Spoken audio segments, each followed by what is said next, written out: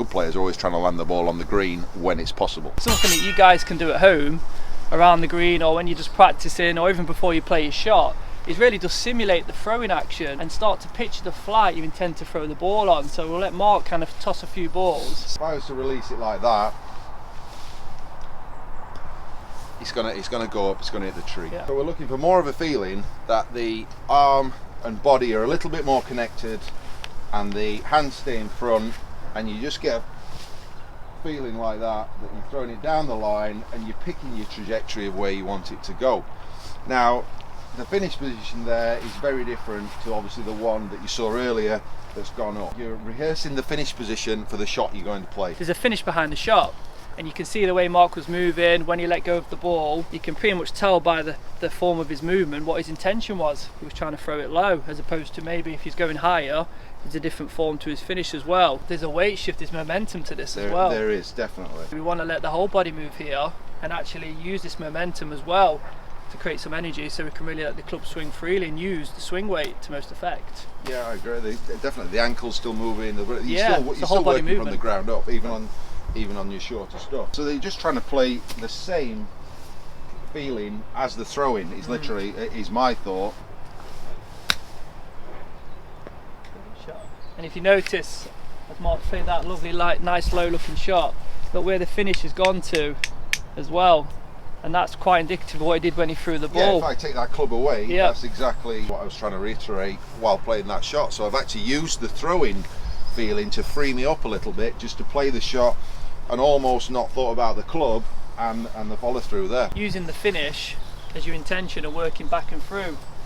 And back to the finish. Yes, exactly. So you've got a clear end goal where you want to get to here, an intention of the shot you're trying to play, and then you're just really moving in a way to facilitate that finish then, and it's all really born around, like Mark said, the flight, the lower flight, and rehearsing it, and the throwing action to really give you a sense of what you're trying to do before you play it.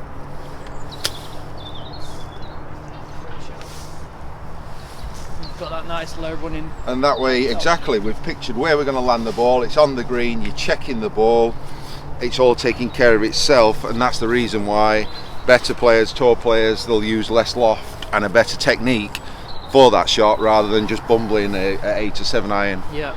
So adapting more to your movement as opposed to changing club, you're actually adapting your movement with the club as well. So it's not just taking the easy option, as you're saying, using an 8 iron. Challenge yourself with something a bit more loft, but then start to adapt the loft, the delivery, and that's where you start to really build the skill and develop some loft awareness as well. Whether you're a plus handicapper trying to get better or you're a 20 handicapper trying to get down, make every swing, even if it's your practice swing, just make them count, and that's have a purpose behind that's it. What, and that's what people do. Like I said, I mean, I've had the pleasure of probably playing with several of the best players in the world. Sevi stands out massively. Yeah. Probably the greatest short game there's ever been. Alathabal probably a close second.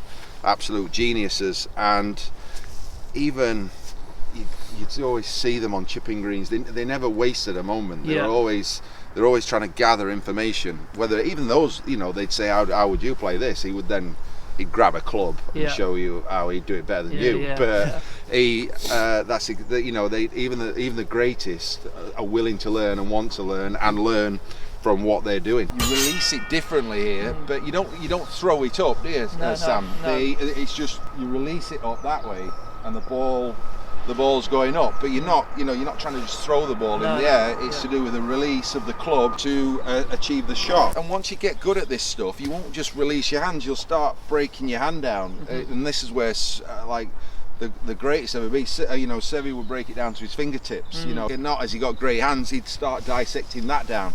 And they're the levels you can go and go and go. And if you're not comfortable at the moment, just start with your hand and where it finishes. It's a great thing. Get then, what are my fingers doing? What are the end of my fingers doing? And it breaks down, and that's all help and levels going forward. But I think that's where the sensory feedback becomes enriched, essentially, and your awareness becomes enriched about what your body's doing. And like Mark's saying there, using a simple throwing action is really just helping you develop awareness to what your body's doing, what's your hand doing, what's your weight doing. We know it's got to come from a high trajectory here, so just as Mark was doing, we can start to just sense this throwing action. Notice where your hand comes to when you let go. You can start to bring the club in and swing it back and through a few times to that place. So when you do set up and play, it's essentially reliving that rehearsal that you've just demonstrated for the shot. And then this becomes instantly recognisable then, really getting a sense for the sound, the feeling of the club interacting through the grass, and bounce, where that the bounce of the club. The bounce, exactly. And also, which we've been talking about, is the finish as well. And if he holds the finish there, you can start to really recognise, if we bring the club down in front of us, how Mark has actually kept all the loft on the club face still. So this is actually something you guys can start to reference when you're at home or practicing. That's the feeling I use, as Sam reiterates there. It stays on, and then that way I can actually pop it straight up. On the shot.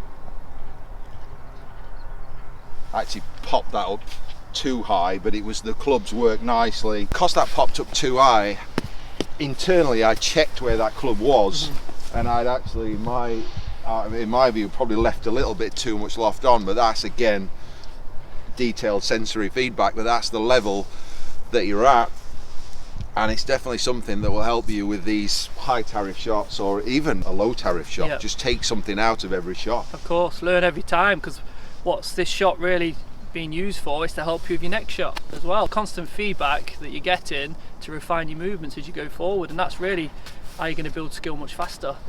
Definitely. Do it. We've got a little bit of green to work with now. I'm going medium here for me. This is where I'd sense I'd be letting go of the ball, and then I can use that as a reference if I want to bring the club in and then swing back and through a few times, just so I can really start to connect to that flight that I'm intending with my movement as well.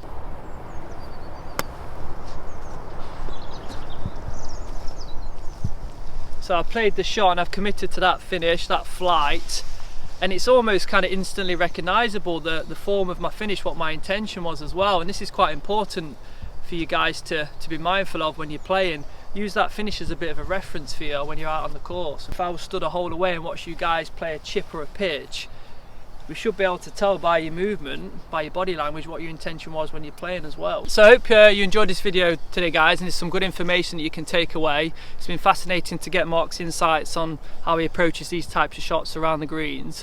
And go try these exercises out on the course next time you play. If you're interested, you can book a lesson with the guys and the team, and you can come and try these exercises with us, and it'd be great to see you all soon. Cheers.